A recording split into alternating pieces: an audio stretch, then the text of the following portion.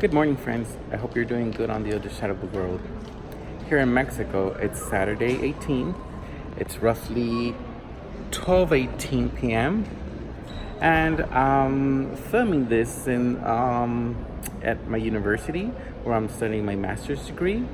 I'm doing this as a project actually, and I wanted to talk to you today about the differences or not differences of the pronunciation of the letters B and V.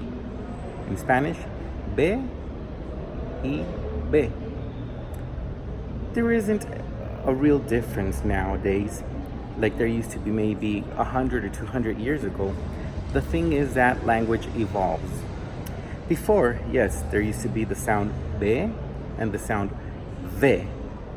But nowadays, since language has been evolving and since the majority of the people only pronounce both as B, the Royal Academy of the Spanish language has now dictated that there isn't any difference and that both sounds are correct if you say V or B. Although the majority of people, especially in Mexico, we pronounce B and B. The only use of the difference of the letter B or V for Spanish is for grammatic purposes. For example, the word lips in Spanish is labios. So we really do close a lot our mouth as we pronounce it. Labios. The word cow in Spanish, a very popular one, is vaca with a V. But a lot of people pronounce it vaca, not vaca. Which is the correct form? Vaca. At least in Spanish here in Mexico, it's vaca. There isn't much of a difference between the letter B and letter V. Another example is with the B as pronounced in English. In Spanish, B would be baby. Bebe. Baba. Can you hear it? Bebe. Both go with minor B. And another example with the letter V would be victory. Victory, it's almost similar in Spanish. Victoria. Did you see that? Victoria. There's not a lot of difference. We don't say Victoria in Spanish, we say Victoria. Other two letters that sound very, very similar in English are the letters S and Z.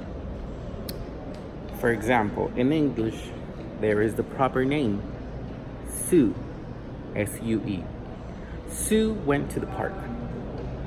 But then if you say it with an Z sound, you have zoo. In Spanish, we don't have that.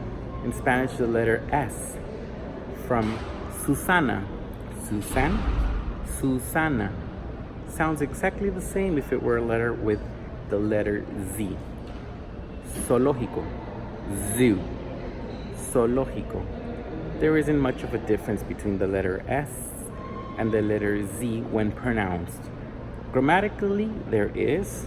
You can't just change a letter from one to another because then they would have different meanings. And lastly, I want to talk about the letter H, the ha ha ha letter. In English, the letter H is pronounced and has a sound. In Spanish, the letter H has no sound. Why do we use it then if we have no sound?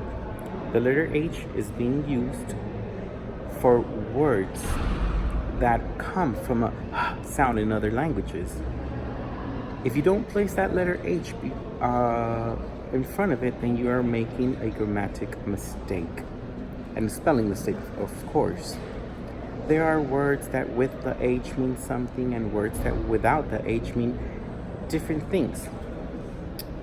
I can't come up with an example right now, but I will get to you on our next class.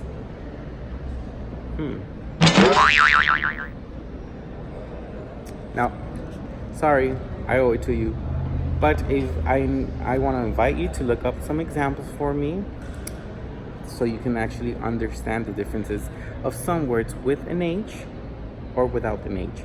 And it doesn't really matter if the H comes in front of the word as the first letter, or if it's an intermediate letter. You still have to write it regardless. So take care. See you next lesson. Thank you.